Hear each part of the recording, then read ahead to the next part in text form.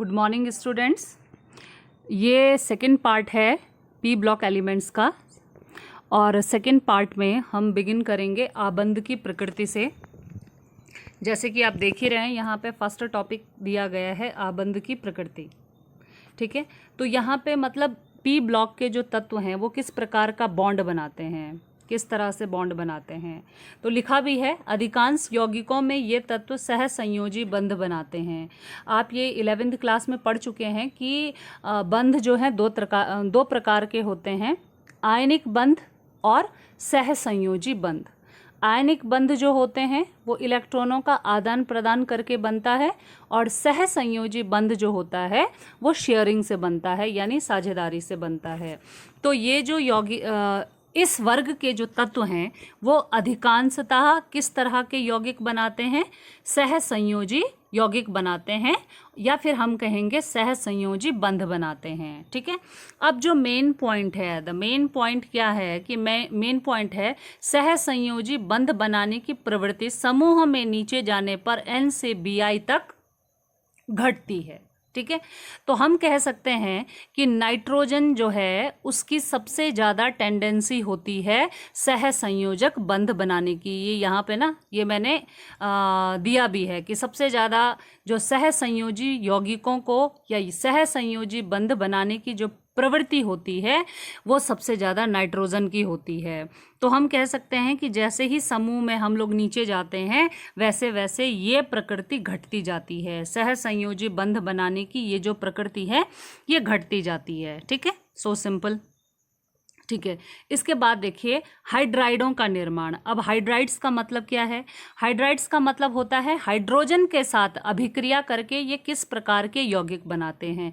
देखिए, होता तो वो भी सहसंयोजी यौगिक हैं, ये पहले ही बता दिया गया है कि इस वर्ग के तत्व जो है सहसंयोजी प्रकृति के यौगिकों का निर्माण करते हैं।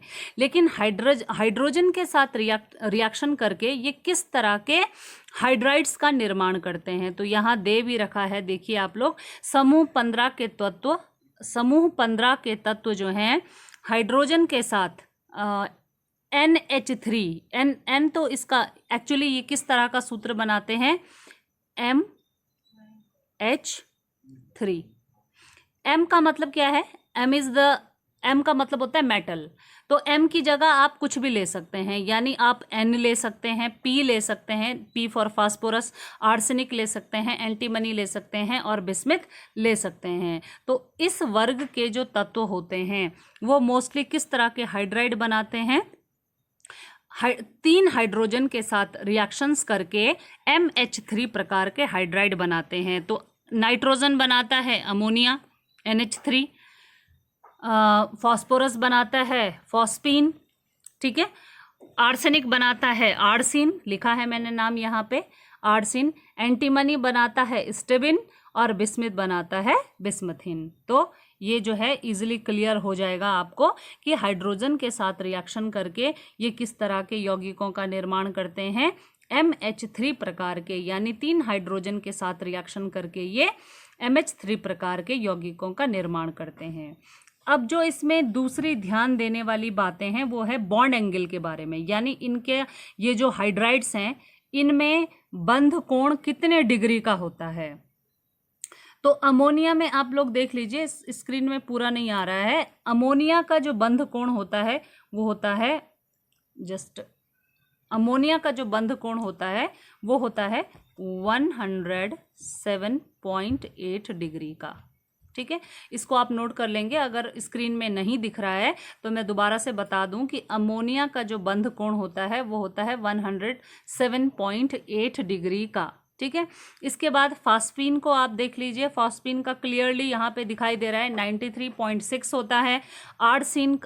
आर्सिन का देख लीजिए 91.8 होता है, स्टेबिन का 91.3 होता है और बिस्मिथिन का कितना होता है, 90 डिग्री होता है। अब बात यह है कि तीनों के तीनों ये जो है हाइड्रोजन के साथ रिएक्शन करके, ये जो तीनों का मतलब है कि 3 हाइड्रोजन के साथ ये सारे तत्व रिएक्शन कर रहे हैं। ठीक है, अमोनिया NH3 बना रहा है, फास्फोरस PH3 बना रहा है, आर्सेनिक AHS3 बना रहा है और SB स्टेबिन जो है SbH3 बना रहा है, तो इनके बॉन्ड एंगल्स में इतना डिफरेंस क्यों है? मैंने कहा ना कि अमोनिया का बॉन्ड एंगल कितना होता है? अमोनिया का बॉन्ड एंगल होता है 107.8 डिग्री, और बाकी देखिए 93 है, 91 है, 91 है और 90 है। तो इतना डिफरेंस क्यों है सब में? इसके पीछे रीज़न है कि नाइट्रोजन पे एकाकी इलेक्ट्रॉन युग्म होता है। क्या कहा मैंने? नाइट्रोजन पर एकाकी इलेक्ट्रॉन युग्म होता है, और इसको आप देखिए कैसे समझेंगे, इसके माध्यम से आप लोग इसको जो है समझेंगे। किसको? आपका जो ये अमोनिया की जो संरचना है इसको आप समझेंगे। यहाँ पे देखिए मैंने लिखा है नाइट्रोजन का परमाणु क्रमांक कितना होता है? 7 को कैसे लिखा गया है? 1s2 2s2 2p3। अब इसी को हम, ये फर्स्ट वाला तो छोड़ दीजिए 1s2, ये तो अंदर वाला उपकोष है। आप बाहर वाला देखिए, ये वाला 2s2 2p3, ये संयोजी कोष है। ठीक है, अब हम इनमें इलेक्ट्रॉनों को दिखाएंगे। तो ये 2 इलेक्ट्रॉन 2s के, और ये आपके जो है 3 इलेक्ट्रॉन 2p के। ठीक है, ये आप देख रहे होंगे, दोबारा मैं बताती हूँ आपको कि ये 2s के 2 इलेक्ट्रॉन और 2p के 3 इलेक्ट्रॉन।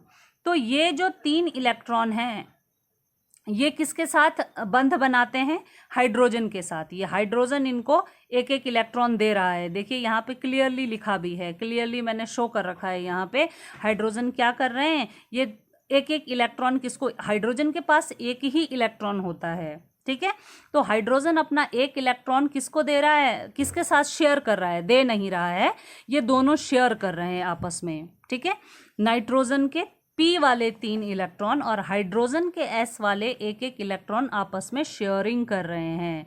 तो शेयरिंग करके ये क्या बना रहे हैं? अमोनिया बना रहे हैं। लेकिन अब बात आती है इन 2 इलेक्ट्रॉनों की। ये जो 2 इलेक्ट्रॉन दिख रहे हैं ना, किस में दिख रहे हैं? S में। ये संयोजी कोष में मौजूद हैं। तो ऐसे इलेक्ट्रॉनों को बोलते हैं एकाकी इलेक्ट्रॉन युग्म। यानी मैं कहूँगी कि ऐसे इलेक्ट्रॉन जो संयोजी कोष में तो मौजूद होते हैं लेकिन बंध निर्माण में भाग नहीं लेते हैं। दोबारा मैं कहूँगी कि ऐसे इलेक्ट्रॉन जो संयोजी कोष में उपस्थित होते हैं लेकिन बंध निर्माण में भाग नहीं लेते हैं, उनको कहा जाता है एकाकी इलेक्ट्रॉन युग्म, जो कि यहाँ पे कौन सा वाला है? 2s वाला है। तो इस एकाकी इलेक्ट्रॉन युग्म की वजह से, इसके कारण जो अमोनिया का बॉन्ड एंगल है, जो यहाँ पे अमोनिया जो बॉन्ड एंगल शो करेगा वो करेगा आपका 107.8 डिग्री के नियर अबाउट, 107.8 डिग्री के नियर अबाउट करेगा। किसके कारण करेगा?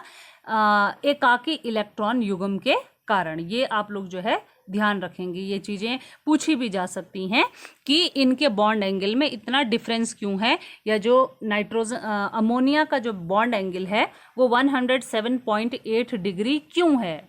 ठीक है, ये आपका किसके कारण है? एकाकी इलेक्ट्रॉन युग्म के कारण। अब नेक्स्ट चलते हैं, नेक्स्ट जो हमारा टॉपिक है, नेक्स्ट टॉपिक की तरफ हम चलेंगे।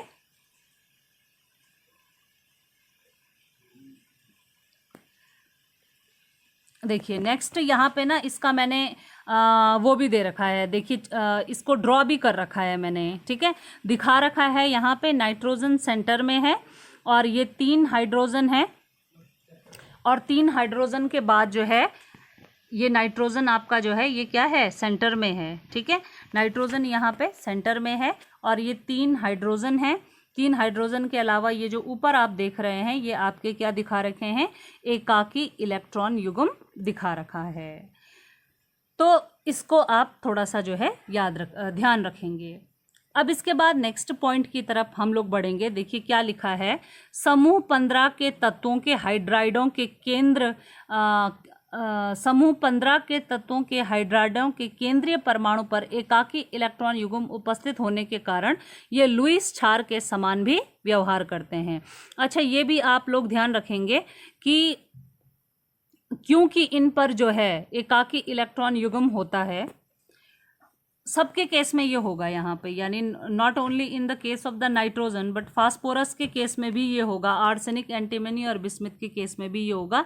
इसलिए ये किस तरह से व्यवहार करते हैं, ये एक लुईस क्षार की भांति व्यवहार करते हैं। अब लुईस अम्ल और लुईस क्षार क्या होते हैं, ये आप जो है क्लास 11th में पढ़ चुके हैं, ठीक है, कि लुईस अम्ल जो होते हैं वो इलेक्ट्रॉन को ईजिली दे सकते हैं। लुईस क्षार जो होते हैं वो ईजिली इलेक्ट्रॉन को दे सकते हैं, इसीलिए क्योंकि इनके पास एकाकी इलेक्ट्रॉन युग्म होता है तो ये ईजिली इलेक्ट्रॉन का दान भी कर सकते हैं। उसके बाद आता है आपका थर्मल स्टेबिलिटी, जो लिखा है मैंने नेक्स्ट टॉपिक, तापीय स्थायित्व, ठीक है। ये जो थर्मल स्टेबिलिटी है, इसमें इम्पॉर्टेंट चीज़ क्या है, कहने का मतलब है कि जब इनको हीट दी जाती है तो ये किस तरह से स्थायी होते हैं। तो यहाँ पे देखिए मैंने एरो दिखाई दिया है, अमोनिया सबसे ज़्यादा स्थायी रहता है, यानी जब इनमें ताप का प्रभाव इन पर किया जाता है तो सबसे ज़्यादा स्थायित्व जो होता है वो अमोनिया का होता है, उसके बाद फॉस्फीन का, फिर आर्सीन का, फिर स्टेबीन का और देन बिस्मिथीन का। इस क्रम यहाँ पे शो हो रखा है, ठीक है, ये आप ध्यान रखेंगे। यही चीज़ें हैं जो 1 मार्क्स में कभी पूछा जाता है कि क्रम बताइए आप, इनमें कौन सा सबसे ज़्यादा स्थायी है, यानी वर्ग 15 के जो हाइड्राइड्स हैं उनमें सबसे ज़्यादा तापीय स्थायित्व, थर्मल स्टेबिलिटी अमोनिया की होती है और सबसे कम जो है बिस्मिथ की होती है, ठीक है। अब इसमें एक और पॉइंट दे रखा है कि समूह में नीचे जाने पर, समूह में हम जब नीचे जाते हैं, नाइट्रोजन सबसे ऊपर आता है, फिर फॉस्फीन, फिर फॉस्फोरस होता है, फिर आर्सेनिक, एंटीमनी और फिर बिस्मिथ। तो हम जैसे जैसे समूह में नीचे जाते हैं MH बंध की लंबाई बढ़ती है। MH बंध का मतलब क्या है, MH जो बंध है आपका, मेटल और हाइड्रोजन का बंध, मेटल और हाइड्रोजन का जो बंध होता है उसकी लंबाई बढ़ती है, बढ़ेगी लंबाई, क्योंकि जैसे ही हम वर्ग में नीचे नीचे जाते हैं, वर्ग में हम जैसे नीचे जाते हैं तो क्या होता है बच्चों, परमाणु क्रमांक बढ़ने के साथ साथ आपका क्या बढ़ता जाता है, आपका आकार भी बढ़ता जाता है। तो जैसे ही समूह में हम नीचे जाएंगे, इस मेटल हाइड्रोजन बंध की लंबाई बढ़ जाएगी, और अगर लंबाई बढ़ेगी तो ताप के लिए इसका स्थायित्व क्या हो जाएगा, कम हो जाएगा। ये एक सिंपल स्टेटमेंट है जो कि लिखा हुआ है। तो हम कह सकते हैं कि MH बंध की लंबाई यानी मेटल हाइड्रोजन बंध की लंबाई बढ़ने के कारण इसका ताप पे स्थायित्व जो है कम हो जाता है, यानी इन यौगिकों का ताप पर स्थायित्व कम हो जाता है। अब एक ये स्टेटमेंट है जिसे मैंने रेड कलर से लिखा है, N2 की उच्च विद्युत ऋणात्मकता के कारण केवल NH3 में अंतर आणविक हाइड्रोजन बंध बनाने की प्रवृत्ति पाई जाती है। देखिए अब इसमें N2 की उच्च विद्युत ऋणात्मकता, नाइट्रोजन यहाँ पे हाईली इलेक्ट्रोनेगेटिव होता है।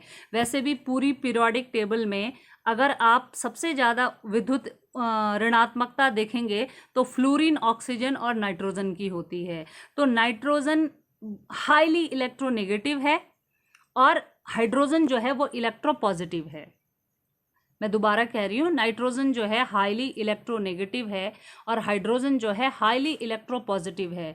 तो नाइट्रोजन के नेगेटिव होने के कारण और हाइड्रोजन के हाईली इलेक्ट्रिक पॉजिटिव होने के कारण इनके बीच में अंतर आणविक हाइड्रोजन बंध बनाने की प्रवृत्ति भी पाई जाती है। अब हाइड्रोजन बंध क्या होते हैं ये तो आप 11th क्लास में पढ़ चुके हैं, क्योंकि हाइड्रोजन बंध आपने देखा होगा कि हाइड्रोजन और ये जो 3 विद्युत ऋणात्मक आपके तत्व हैं, 3 हाईली इलेक्ट्रोनेगेटिव जो एलिमेंट्स हैं लाइक फ्लोरीन, ऑक्सीजन और नाइट्रोजन, इनके और हाइड्रोजन के बीच में जो बंध बनता है उसी को हम क्या कहते हैं, हाइड्रोजन बंध कहते हैं।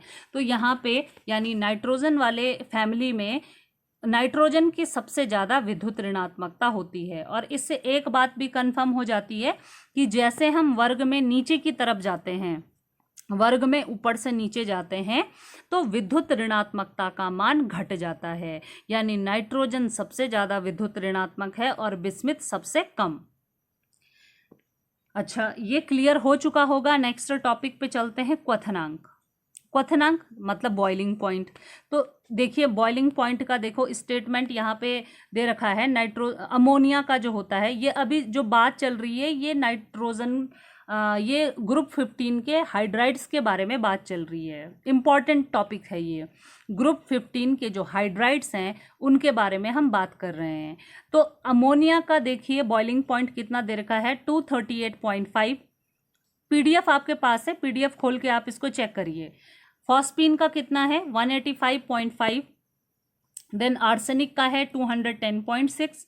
देन जो है आपका स्टबीन जो है, यानी एंटीमनी का जो आपका हाइड्राइड है उसका 254 और बिस्मिथ का कितना है 290।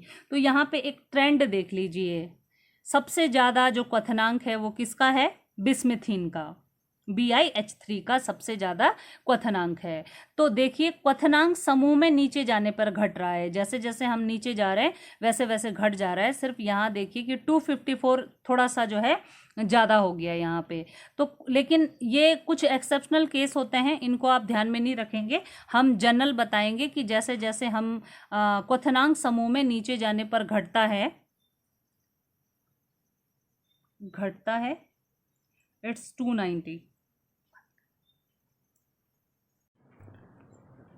अब नेक्स्ट टॉपिक क्वथनांक ले लेते हैं। थोड़ा सा जरा क्वथनांक पे आप लोग जो है थोड़ा फोकस करिए। यहाँ पे देखिए अमोनिया का जो क्वथनांक है वो फॉस्फीन के क्वथनांक से ज़्यादा है। ठीक है, अमोनिया का क्वथनांक कितना है 238.5 और फॉस्फीन का कितना है 185.5। तो यहाँ पे फॉस्फीन से ज़्यादा है अमोनिया का। तो अमोनिया का फॉस्फीन से ज़्यादा क्यों है, क्योंकि अभी आपको बताया था कि अमोनिया में क्या पाया जाता है, हाइड्रोजन बंध भी पाया जाता है, अंतर आणविक हाइड्रोजन बंध भी पाया जाता है। इसके कारण अमोनिया का क्वथनांक किससे ज़्यादा होता है, फॉस्फीन से ज़्यादा होता है। लेकिन आगे अगर आप लोग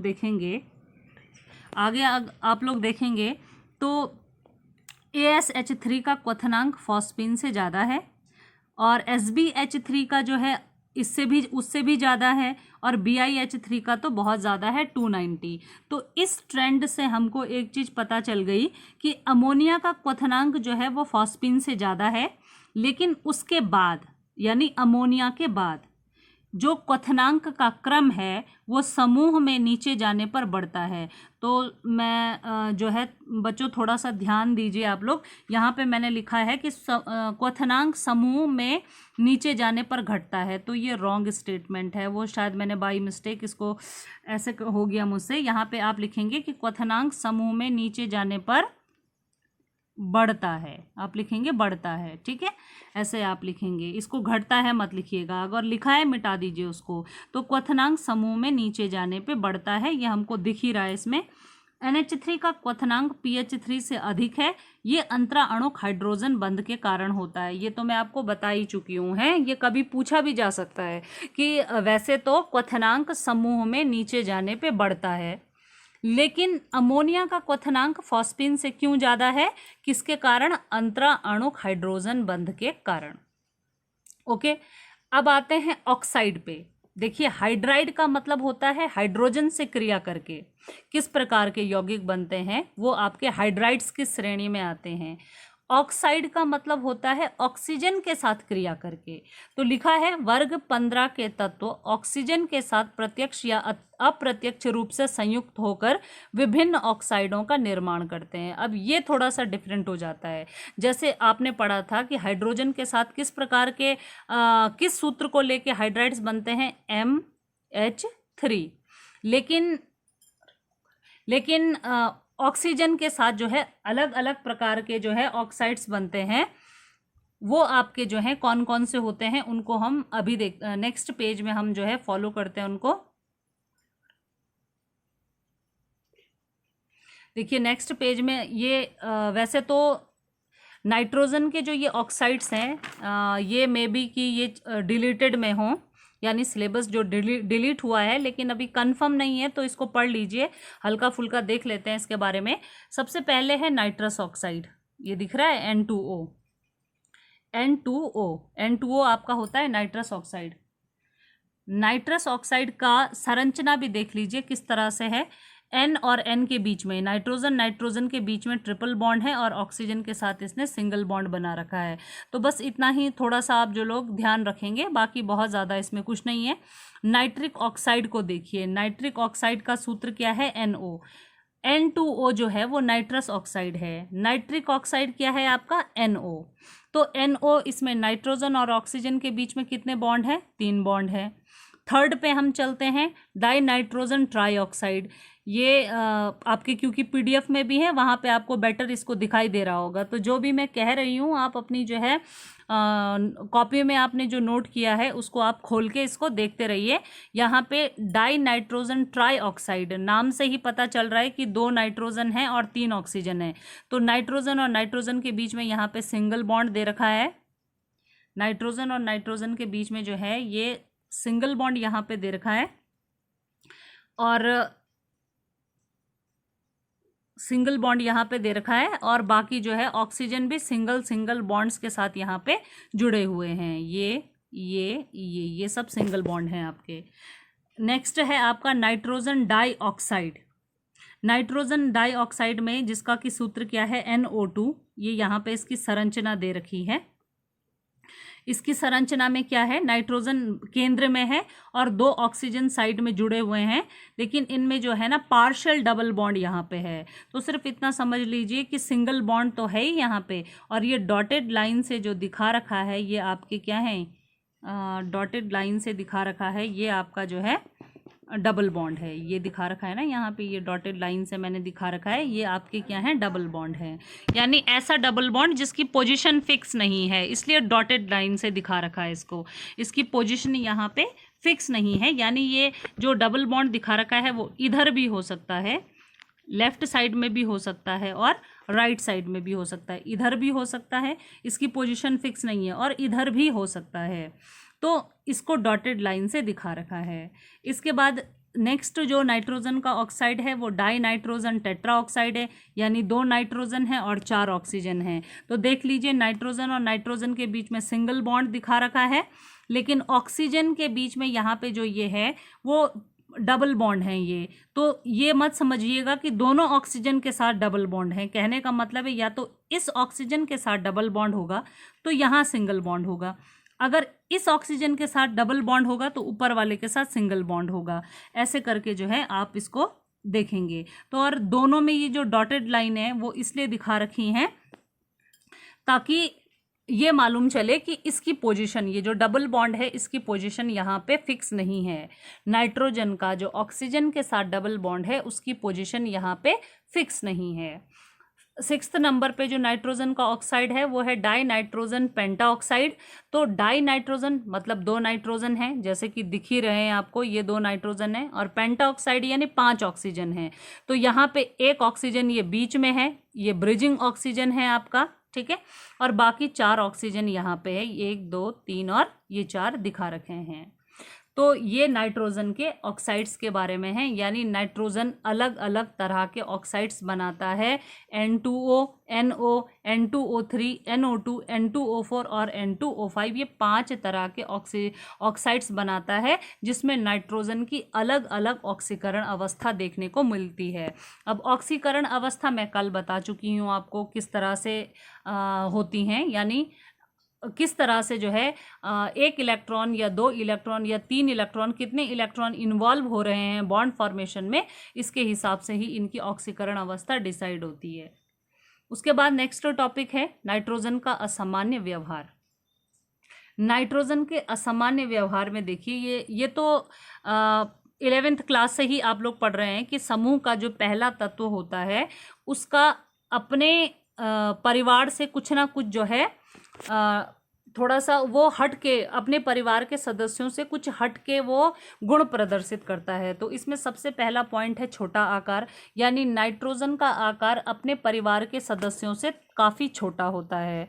सेकंड, उच्च आयनन ऊर्जा तथा उच्च विद्युत ऋणात्मकता, ये सेकंड पॉइंट है कि समूह का, किसी भी समूह का जो पहला तत्व होता है उसकी आयनन ऊर्जा तथा विद्युत ऋणात्मकता हमेशा ज़्यादा होती है। वैसे ये चीज़ें मैं आपको 11th क्लास में बहुत अच्छे से पहले ही डिस्क्राइब कर चुकी हूँ। और थर्ड इम्पॉर्टेंट पॉइंट जो है वो है संयोजी कोष में डी कक्षकों की अनुपस्थिति। तो these are the 3 important points कि एक तो समूह का जो भी तत्व है, not only in the 15 group, 16, 17, 18 सब में ये है, छोटा आकार होता है। क्यों होता है? क्योंकि परमाणु क्रमांक कम है। नाइट्रोजन का परमाणु क्रमांक है 7, उसके बाद फास्फोरस आता है, उसका होता है 15। तो समूह का जो भी पहला तत्व होता है उसका आकार कैसा होगा? छोटा होगा। सेकंड चीज, उसकी आकार छोटा होगा तो इसी की वजह से उसकी आयनन ऊर्जा का मान, आयनन ऊर्जा या आयनन एंथैल्पी जो हमने कल पढ़ी थी, उसका मान और विद्युत ऋणात्मकता का मान क्या होगा? बहुत ज़्यादा उच्च होगा। और थर्ड जो इम्पॉर्टेंट पॉइंट है कि इनके संयोजी कोष में डी कक्षकों की क्या होती है? अनुपस्थिति होती है, डी कक्षक मौजूद नहीं होते हैं। ओके, उसके बाद आता है कि नाइट्रोजन के भिन्न लक्षण कौन से हैं। भिन्न लक्षणों का कारण तो ये 3 है। मतलब भिन्नता क्यों प्रदर्शित करता है nitrogen? Because of these 3 reasons, इन 3 रीजन्स की वजह से। लेकिन वो कौन कौन से पॉइंट्स हैं जिन पे वो डिफरेंस शो करता है, यानी नाइट्रोजन के कौन कौन से ऐसे पॉइंट्स हैं जिनमें वो भिन्न है अपने सदस्यों से। तो ये पॉइंट आपने ना कल भी पढ़ा था कि नाइट्रोजन द्विपरमाणविक अणु बनाती है, जबकि अन्य कैसे बनाते हैं? चतुष्परमाणविक अणु को बनाते हैं। ठीक है, नाइट्रोजन हमेशा, आप नाइट्रोजन को कैसे लिखते हैं? आप नाइट्रोजन को लिखते हैं N2, लेकिन फास्फोरस को कभी भी आप P2 नहीं लिखते हैं। ठीक है, तो इसका मतलब हम क्या कह रहे हैं कि नाइट्रोजन द्विपरमाणविक अणु बनाती है, जबकि अन्य जो तत्व होते हैं वो कैसे होते हैं? चतुष्परमाणविक अवस्था में पाए जाते हैं। फास्फोरस को हम वैसे P लिखते हैं, लेकिन पूरा जो फॉर्म होती है फास्फोरस की वो होती है P4। ठीक है, नाइट्रोजन, फास्फोरस, आर्सेनिक को भी हम कैसे लिखेंगे? AS4 ऐसे लिखा जाता है, लेकिन नाइट्रोजन को हमेशा N2 लिखा जाता है। सेकंड थिंग जो है, सामान्य परिस्थितियों में नाइट्रोजन गैस है, जबकि अन्य तत्व क्या होते हैं? ठोस होते हैं। ये भी एक डिफरेंस, बहुत बड़ा डिफरेंस है कि नाइट्रोजन जो है गैस है, जबकि इस समूह के अन्य सदस्य क्या होते हैं? ठोस होते हैं। थर्ड पॉइंट पे चलिए, नाइट्रोजन पेंटाहेलाइड नहीं बनाता है। नाइट्रोजन जो है वो पेंटाहेलाइड नहीं बनाता है। क्यों नहीं बनाता है? इसका रीज़न मैं कल आपको बता चुकी हूँ कि नाइट्रोजन पेंटाहेलाइड इसलिए नहीं बनाता है क्योंकि वो अपने संयोजी कोष को बढ़ा नहीं सकता है। अगर ये पॉइंट जो है कभी आपका एग्ज़ाम में आए, ये वाला जो पॉइंट है ये आपका कभी एग्ज़ाम में आए, तो इसका रीज़न आप क्या लिख सकते हैं कि नाइट्रोजन पेंटाहेलाइड इसलिए नहीं बनाता है क्योंकि वो अपने संयोजी कोष को नहीं बढ़ा सकता है, उसके पास डी कक्षक मौजूद नहीं होते हैं अपना संयोजी कोष बढ़ाने के लिए, इसलिए नाइट्रोजन कभी भी पेंटाहेलाइड नहीं बनाता है। ठीक है, अब नेक्स्ट इसका जो फोर्थ पॉइंट है उसको देख लीजिए। इसमें क्या लिखा है? N2 की रासायनिक सक्रियता अन्य तत्वों की तुलना में कम होती है, यानी अन्य इस वर्ग के जो अन्य तत्व हैं, फास्फोरस, आर्सेनिक, एंटीमनी और बिस्मिथ, वो ज़्यादा रिएक्टिव होते हैं। नाइट्रोजन जो है वो कम रिएक्टिव होता है। नाइट्रोजन की रिएक्टिविटी कम होती है, केमिकल रिएक्टिविटी नाइट्रोजन की कम होती है। और फिफ्थ पॉइंट जो है, नाइट्रोजन हाइड्रोजन बंध बनाता है जबकि अन्य तत्व नहीं। ये पॉइंट भी हम लोग डिस्कस कर चुके हैं कि नाइट्रोजन क्योंकि ज़्यादा विद्युत ऋणात्मक है, वो हाइड्रोजन के साथ मिलके हाइड्रोजन बंध बनाता है। हाइड्रोजन के साथ, या हम कहेंगे कि कोई भी यौगिक है उसके साथ हाइड्रोजन बंध बनाने में सक्षम है, जबकि इस वर्ग के अन्य तत्वों में ये गुण नहीं पाया जाता है। तो ये इम्पॉर्टेंट पॉइंट्स थे जो कॉपी में तो नोट आप कर ही चुके होंगे, जिनको मैंने यहाँ पे डिस्कस भी कर दिया है। तो नेक्स्ट जो प्रॉपर्टीज़ हैं वो हम जो है नेक्स्ट वीडियो में डिस्कस करेंगे। आज के लिए इतना ही।